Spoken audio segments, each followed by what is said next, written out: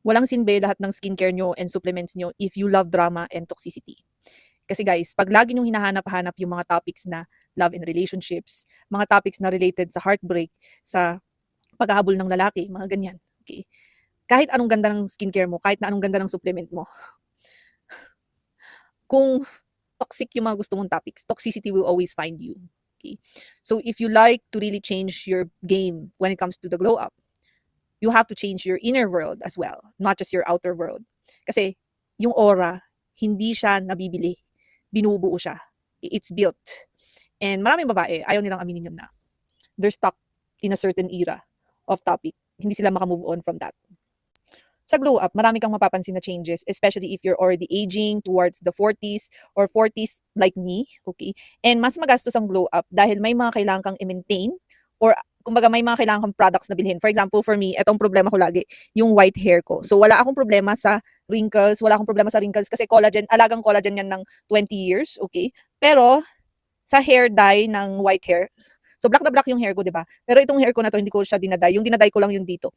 Kailangan ko siyang bilhin for lifetime na, yung hair dye. Okay? Kasi wala namang permanent hair dye, temporary hair dye lang. Okay? So yun yung importance ng pag-focus sa financial aspects. Okay? Kasi kapag naayos mo yung financial aspects, madali mo na lang maayos yung ibang bagay. Elegant women are consistently maintained.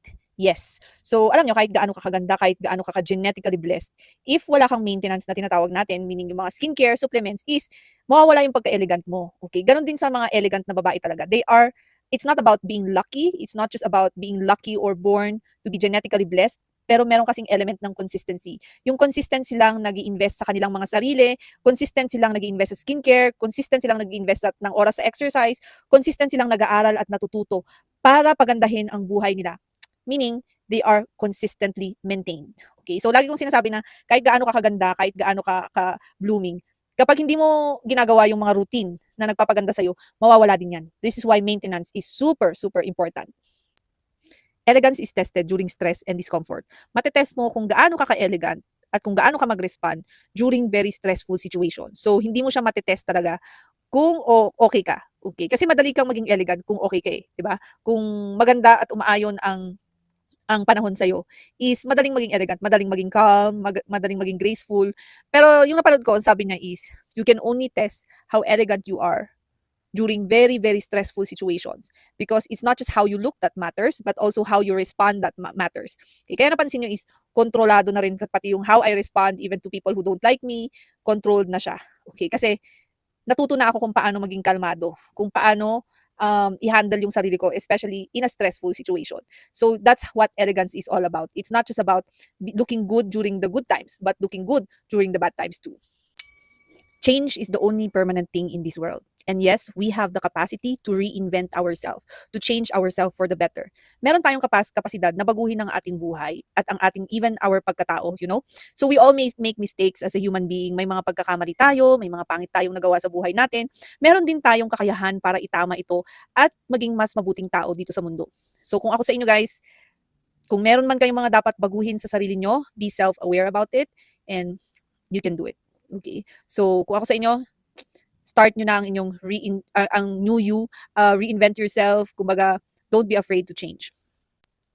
How can you manage the big things if you cannot handle the small things? And handling your physical appearance is one of the smallest things that you can do for yourself. So how can you handle a business if you cannot handle your fitness? Or how can you handle bigger problems if you cannot manage yourself? Or you cannot manage your physical appearance?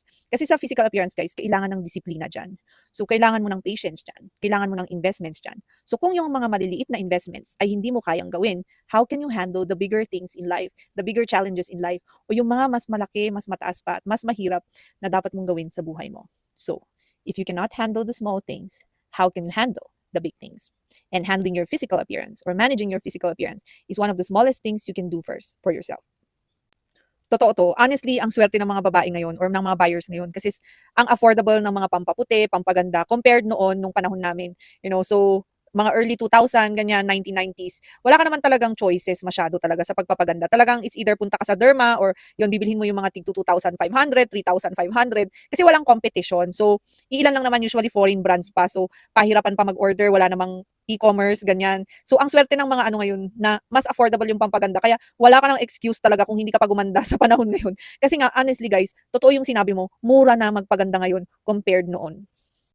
The reality of life is, kahit anong effort mo na magpaganda, magpatangos ng ilong, magpa-sexy, okay, there will always be a prettier girl. That is a fact of life, okay? Si Slater Young, nabash siya noon about this na.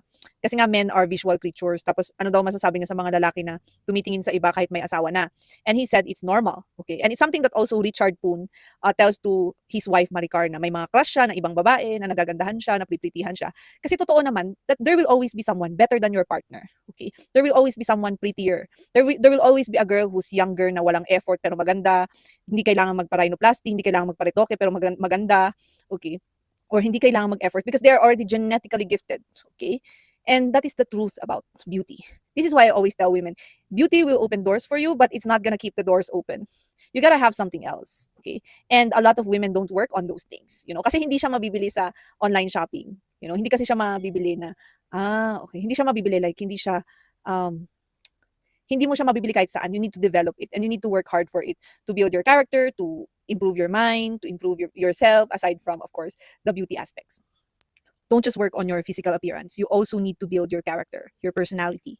Kasi these days with plastic surgery and everything, procedures that for the aesthetic, you can change your entire face basta may pera ka. It's just that one thing it cannot change is your character. Okay? So, character kasi is something that you build, it's something that you hone. Okay? You don't want to be a magandang insecure person at the end of the day because your insecurities will still show even if you change your face. Okay? Doon pa lang sa live pag may nagko-comment minsan, pag may nag-aano minsan, mararamdaman mo yung character ng person. Even with your questions, even if I don't see you, I can see your aura, I can feel your aura. So, alam ko kasi yung difference ng mga babae insecure. Okay? Kahit magpagawa ka pa ng balakang, wala namang kaming pakialam dyan kasi buhay mo yan. In fact, kami na content creator, hindi ka namin kilala. Okay? So, if you need the validation of other people na kailangan mo pang magpaalam or if there are negative comments about, for example, what you like to do, at the end of the day, it's your life to live. Okay? So, yun ang napapansin ko sa live, especially dun sa mga umakyat sa live tas nagtatanong. Yun. So, you don't really want to be a magandang insecure person. There's always going to be a prettier girl. There's always going to be a younger girl. There's always going to be someone better. And that's the truth. Don't just work on your beauty or your physical appearance. You also need to build your character. You also need to improve on your personality, your mental state, okay? So, alam niyo kung bakit? Okay? Kasi, you can change your nose, your teeth, okay? You can do plastic surgery, you can go to the derma, but you don't want to be a magandang insecure person or you don't want to be a magandang bitter person, okay? Kasi there's a lot of comments sa live ko na indicating na yung alam mo yung mga questions na kahit hindi kita kilala in person is alam kong insecure ka or alam ko ang dami mong insecurity sa buhay. When if you want to change your physical appearance, no one really cares about it because it's your decision, okay? Wala naman talagang may pakialam. Okay. Iniisip mo lang na meron because you need the validation of other people. So that's the truth. For us creators, we don't see your faces, we just see your profile. I don't even check the profile of the followers, no. But what I want to say is don't just work on the physical.